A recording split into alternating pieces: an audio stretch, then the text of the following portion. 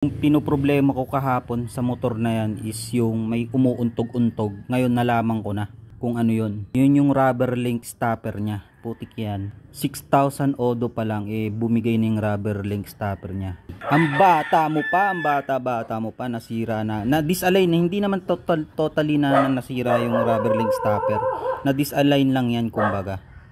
Kasi wala naman atang pandikit na nilalagay sila ron eh. Kaya nadi-disalign dito sa amin kasi dito sa Bulacan puro lubak talaga.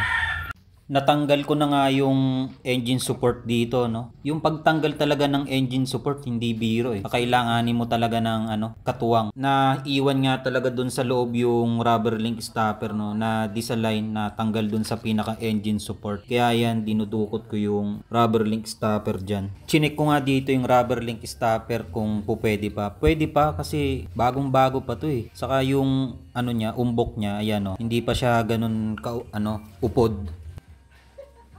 At syempre, ayan yung ginamit kong super glue. Sobrang dikit nito. Matagal na rin to sa akin. Ayan yung ginamit ko dito para idikit. Yan. Sobrang niyan, solid. Kaya kapag tumagal at natuyo, yan, hindi na talaga ma-disalign o matatanggal. Tapos, kagapitan ko pa yan ng cable tie. Ayan, mga par. Lagyan ko pa ng cable tie para secured na secured. At syempre, tumagal na, di ba? Hindi biro ang kabit at magbaklas ng engine support. Kaya yan, sinigurado ko na hindi na yan basta-basta matatanggal. Kaya yan, goods na yan. Pwede na ulit isabak sa lubak dito sa Bulacan.